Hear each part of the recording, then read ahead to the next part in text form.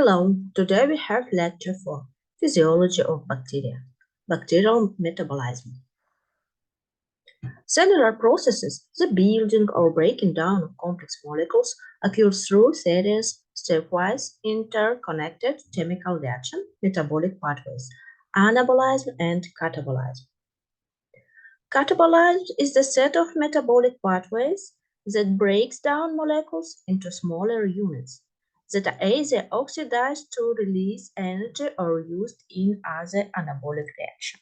So the process of catabolism is connected with energy releasing and breaking down of some molecules. And anabolism is the set of metabolic pathways that construct molecules from smaller units. This reaction requires energy known also as an endergonic process. So anabolism is a process when some molecules can be constructed. It's a process of building some molecules, and this process is require energy.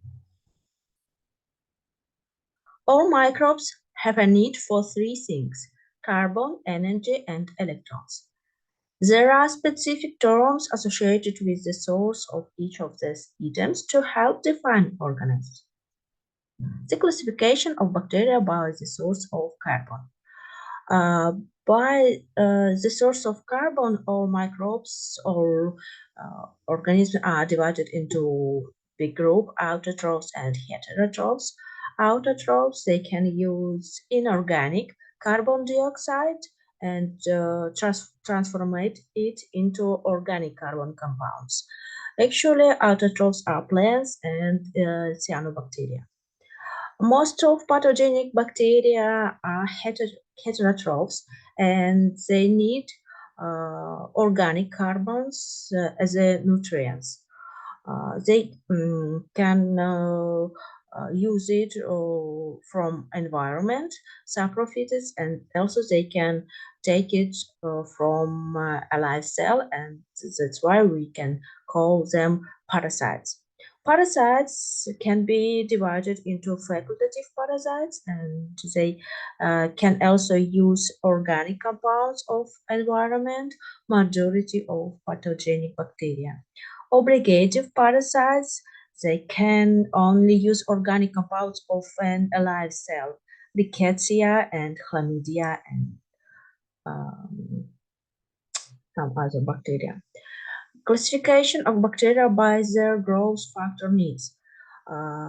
They can be divided into prototrophic bacteria, which can synthesize growth factor, nitrogen, bases, amino acids, vitamins, lipids, etc. by themselves. So they are not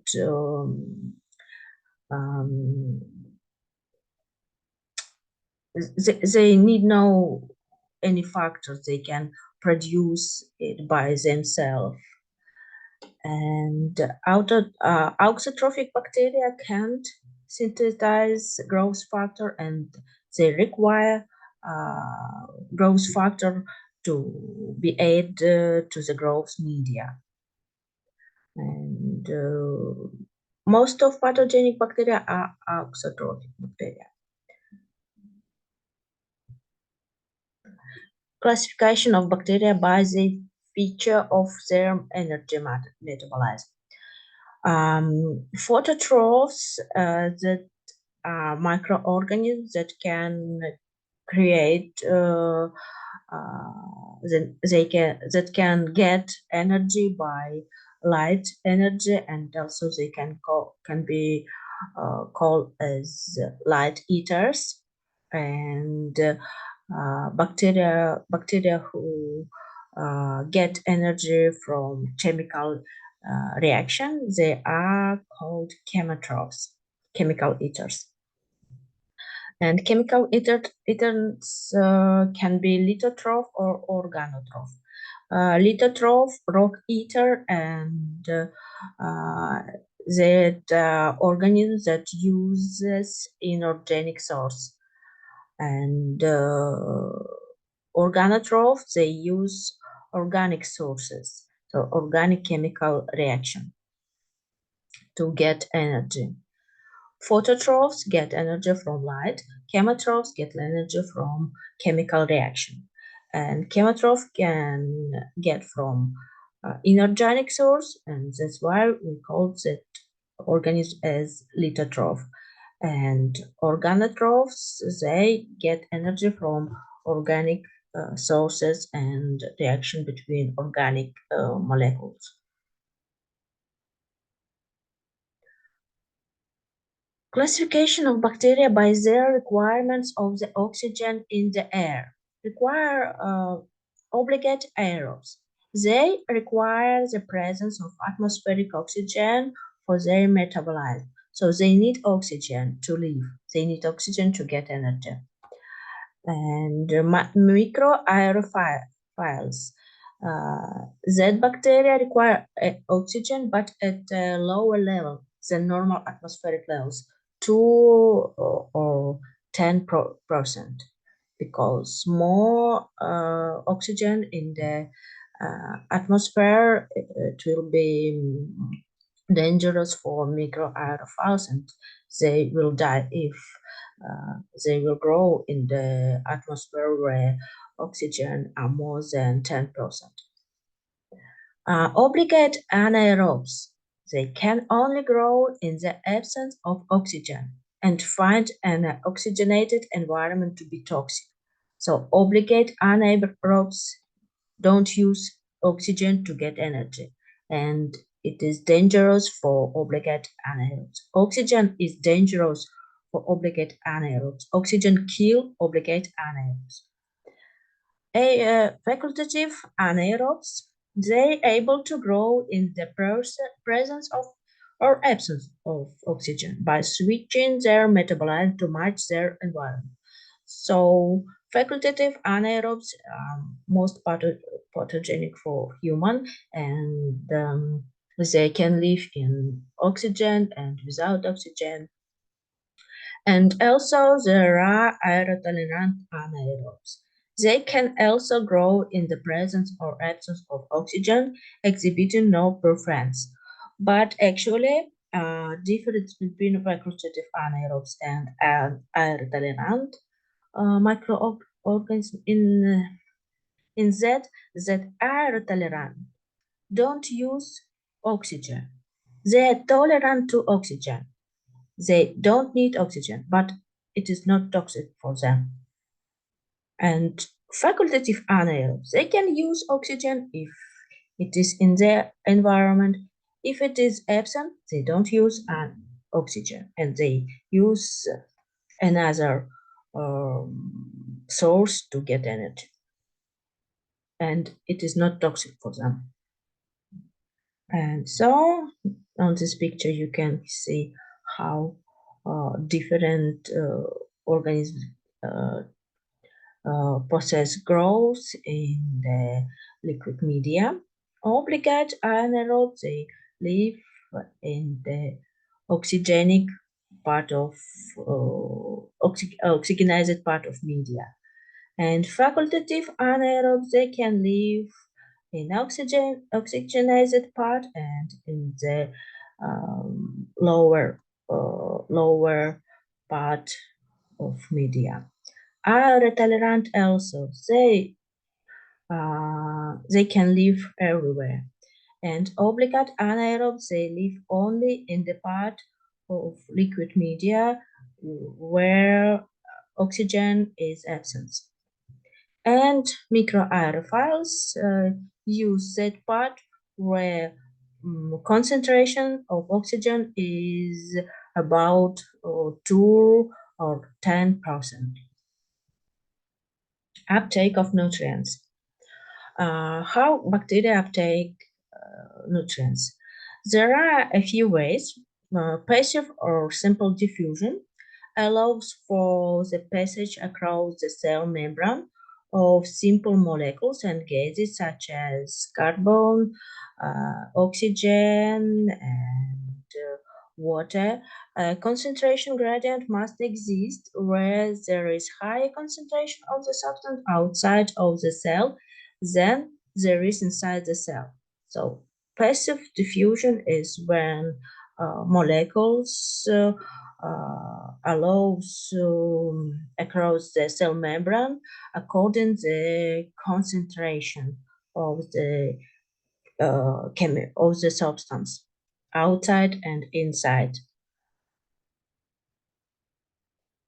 Facilitated diffusion is the use of concentration gradient where the concentration of the substance is higher outside the cell but differs with the use of carrier proteins, sometimes called permease. These proteins are embedded within the cell membrane and provide a channel or pore across the membrane barrier, allowing for the passage of large molecules. So, facilitated diffusion is very similar to simple diffusion, but there is some helpers like permease, and they help by creating of the pore in the cell membrane, and by this way they allow the passage of larger molecules. Transfer substance against the concentration gradient with the utilization metabolic energy is an active transport. So against concentration gradient, and with a require this process is require energy. This is active transport. So simple passive diffusion across concentration gradient, facilitated diffusion according to concentration gradient, and with protein helpers, permease, and active transport against the concentration gradient with utilization metabolic energy. Okay, that you can see simple diffusion according concentration gradient, and facilitated diffusion. There is some helpers for permease which create pores in the cell membrane, and large molecules can can enter to the cell membrane easier than in the way of sample diffusion, and active transport which require energy but it can occur against the gradient of concentration. Obtaining energy. Energy converted to in process of fermentation and respiration. Respiration is more efficient, and it can be aerobic respiration and anaerobic respiration. Aerobic respiration, a series of steps catalyzed by enzyme glycolysis, the preparatory step, the Krebs cycle, and the electron transport chain or electron transfer phosphorylation or oxidation reduction reactions. Oxidation reduction. Glucose into two pyruvate molecules, also called pyruvic acids, glycolysis, and 2 ATP and 2 NADH is the first step of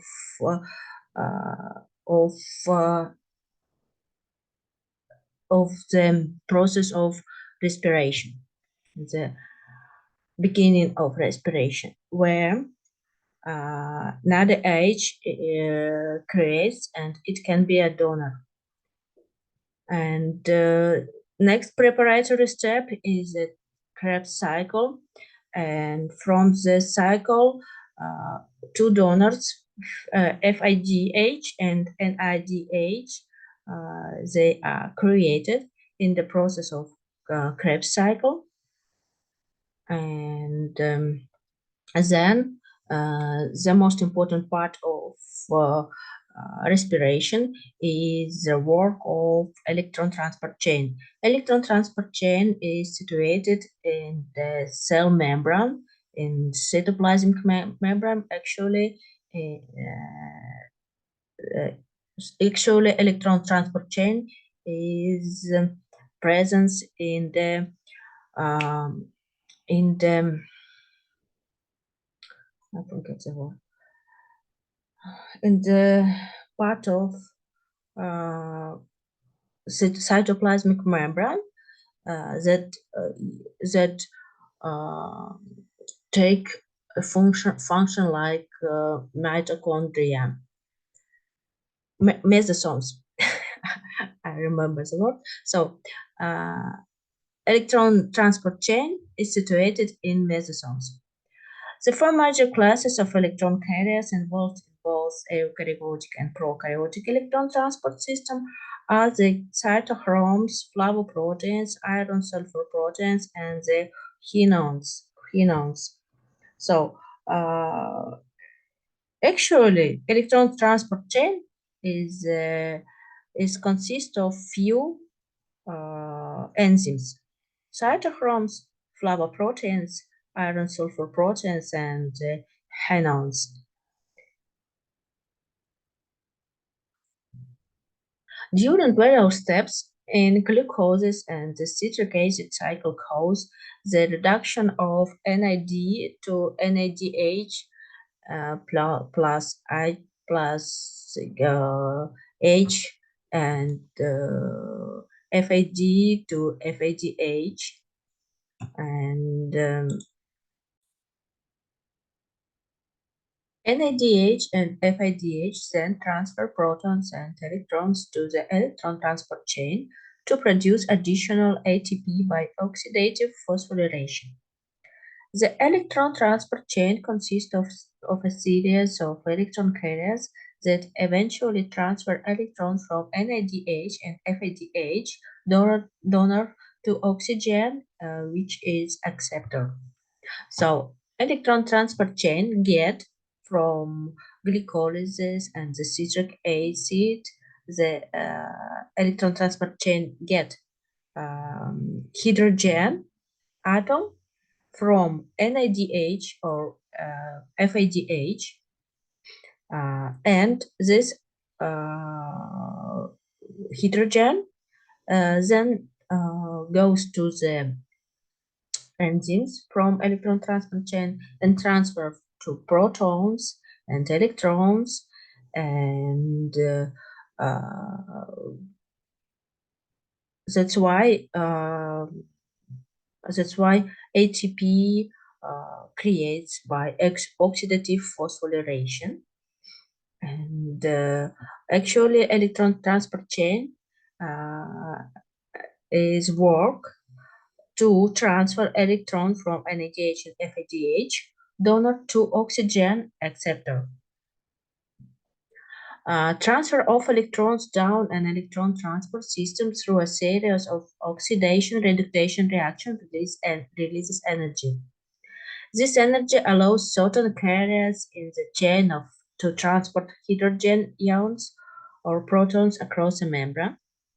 As the hydrogen ions accumulate on one side of membrane, the concentration of hydrogen ions creates an electrochemical gradient or potential difference voltage across the membrane called proton motive force.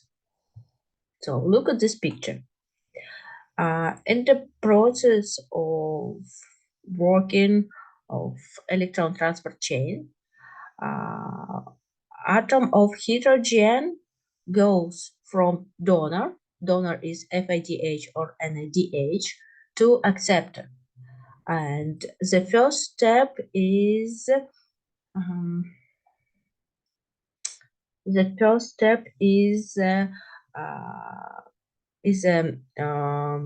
flavoproteins, and flavoproteins take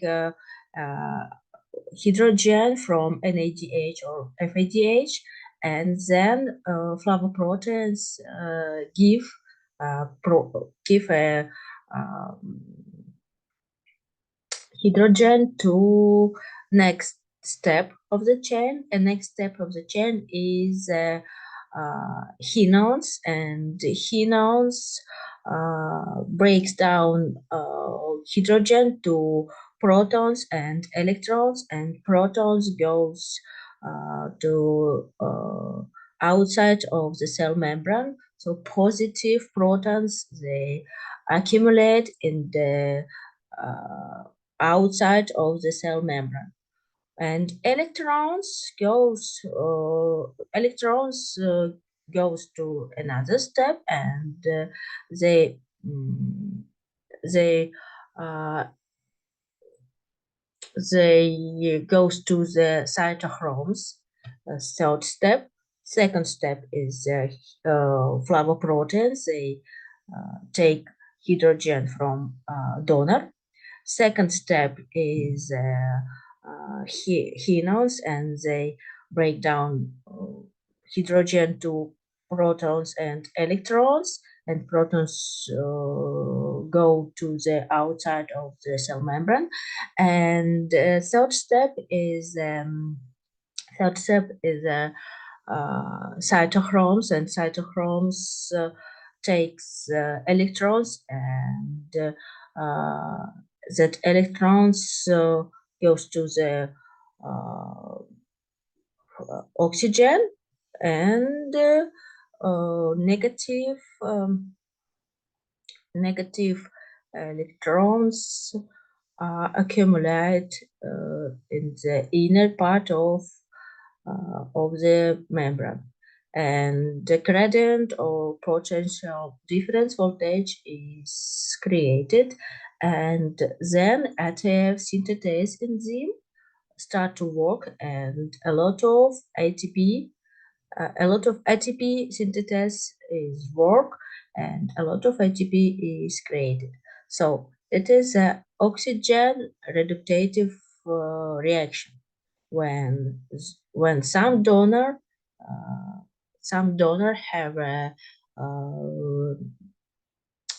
have a hydrogen, and the donor give that hydrogen to the electron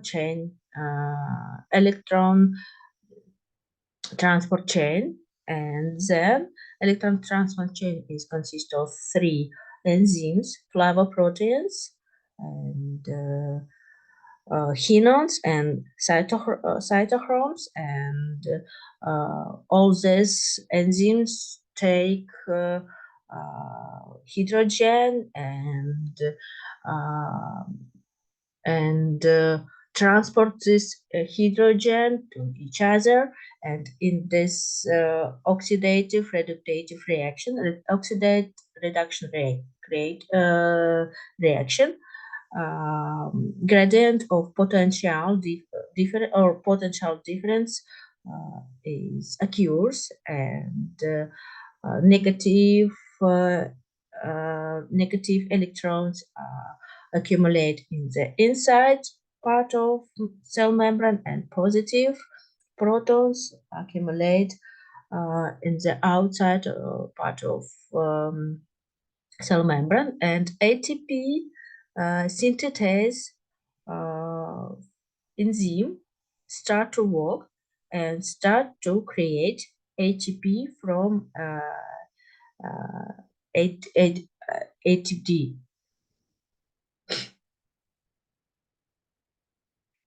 ADP. So ATP synthetase catalyze the synthesis of ATP from ATP and phosphate. During anaerobic respiration, the last electron carriers in the membrane transfer two electrons to half an oxygen molecule and oxygen atom. That's stimulated that combines with two protons from the surrounding medium to produce water as end product.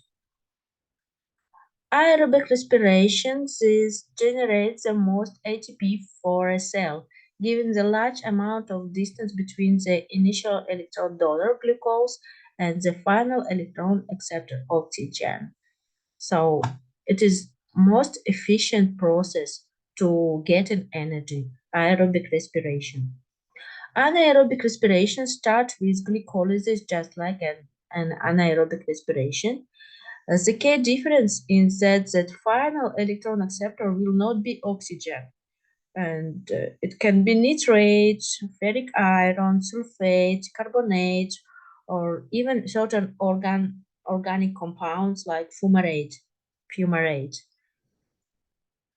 And in and anaerobic respiration is very similar to aerobic respiration. It This process has all steps similar to anaerobic respiration, but the key difference is that acceptor will not be oxygen. It will be another organic or inorganic compounds, but in this process, oxygen is not take part. It is the main difference. But anaerobic respiration also has electron transport chain, and also this process has gradient of gradient or potential difference voltage, and also in this process ATP will be synthesized from ADP, and ATP synthesis will work. But the main difference is in that in the acceptor. In the aerobic reaction, acceptor will be oxygen. In anaerobic reaction, acceptor will be nitrate, sulfate, carbonate, or fumarate, but not oxygen. It is the main difference. And next, a process which can create energy, in which energy can be created, but this is fermentation. Um, is an anaerobic breakdown. Fermentation is an anaerobic breakdown of carbohydrates in which does not involve an electron transport system. So there is not electron transport system. Fermentation is catabolism of glucose in the absence of oxygen, producing only two ATPs per glucose by way of substrate level phosphorylation. So fermentation is a process of breakdowns of higher organic molecules with energy releasing. And on this page, on this picture, you can see some substrate who content some phosphor, and this is necessary part to create ATP from ADP.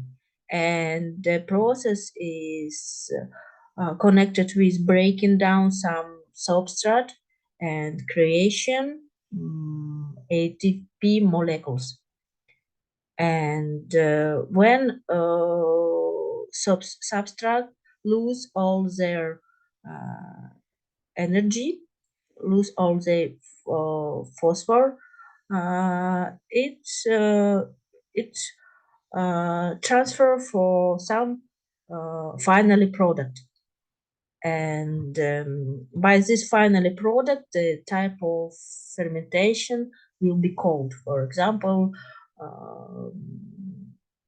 ethanol reaction, ethanol fermentation, or milk acid fermentation, and other.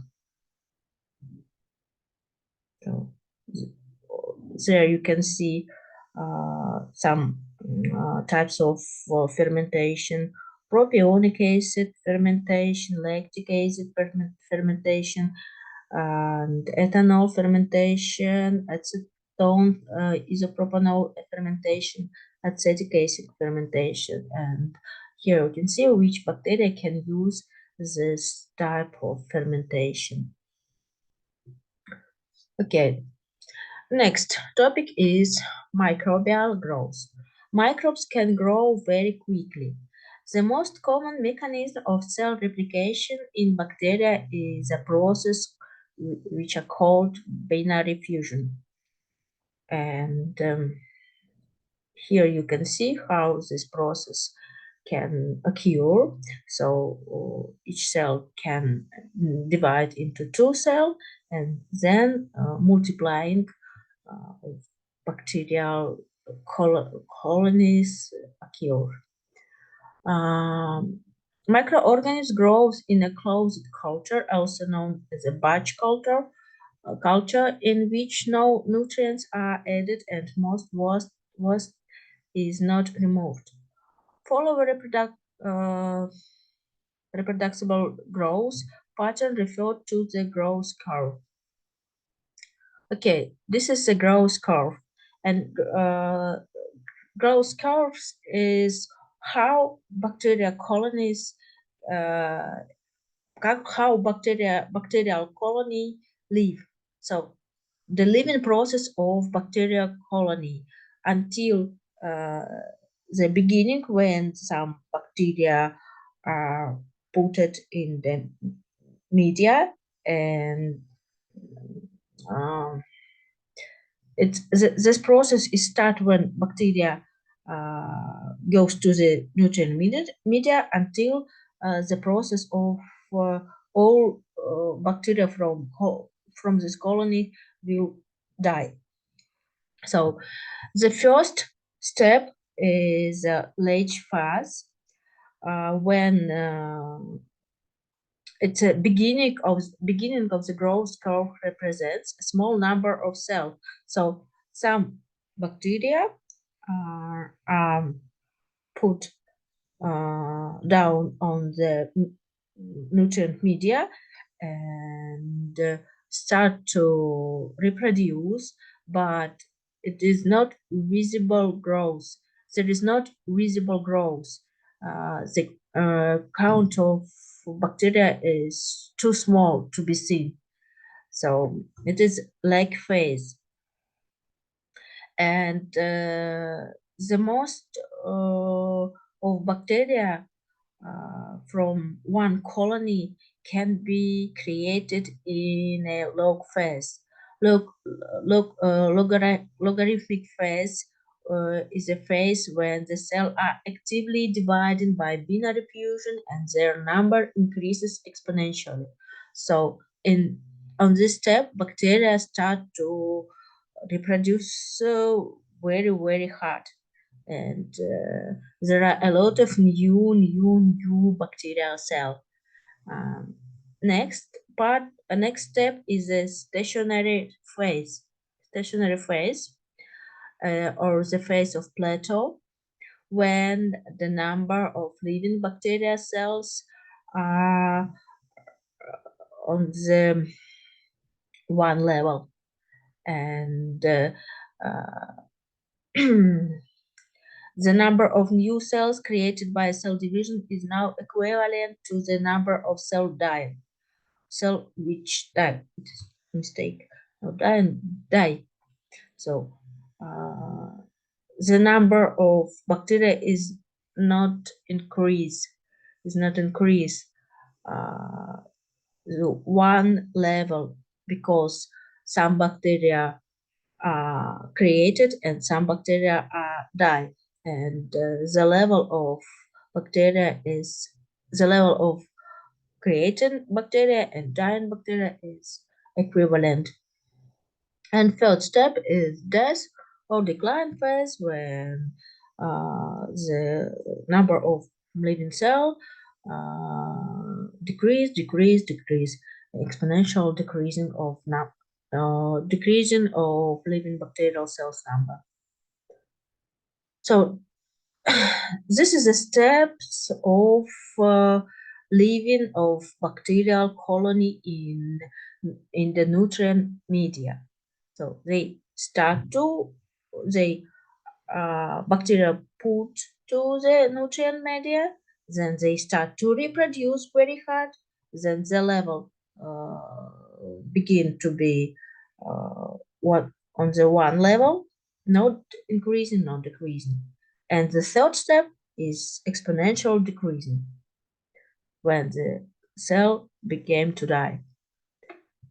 And in some manufacturing, uh, in some drugs creating process, sometimes we need to stop bacterial dying, to stop bacterial curve in the log phase or in a stationary phase, and that's why um, in many cases, so it is advantageous to maintain cell in the logarithmic phase or growth. Example is in industries that harvest microbial products.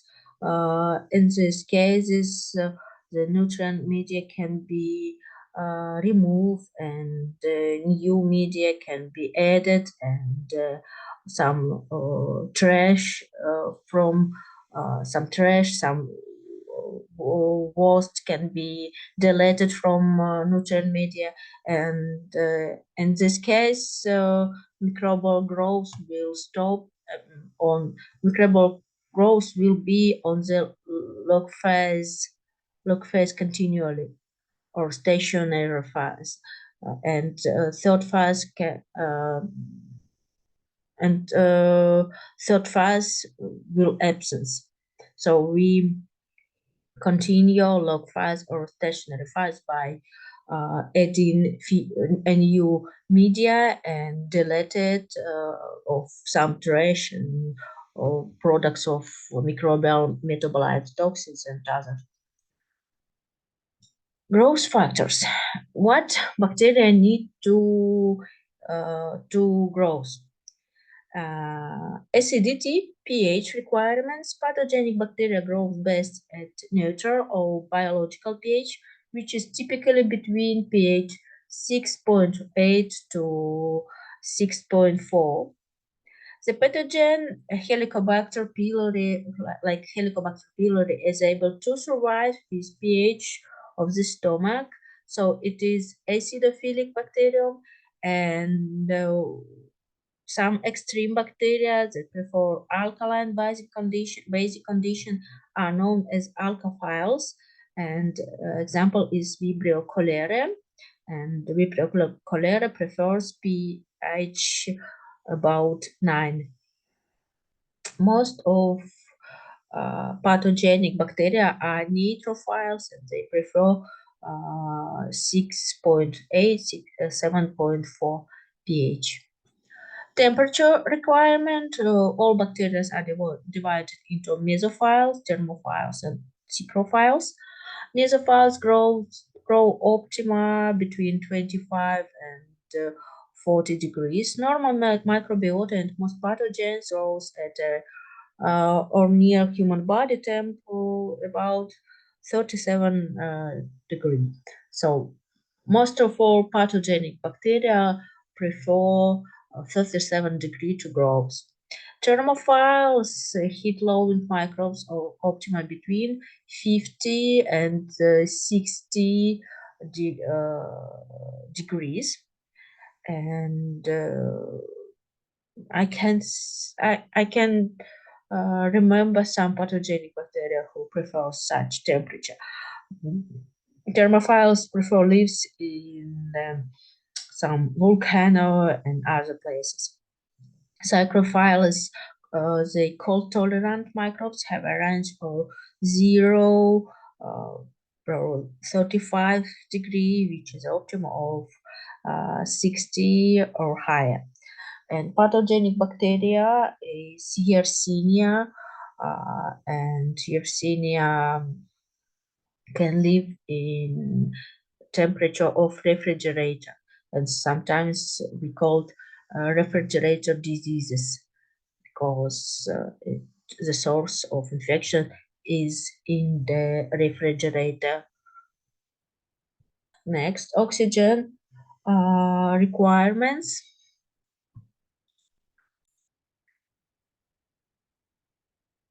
Okay, by oxygen requirements, all bacteria are divided into obligate aerobes, strict or obligate anaerobes, facultative anaerobes, and microphenotypic We discussed it previously. And that's all. So thank you for attention. If you have any question, please ask me in WhatsApp or on email.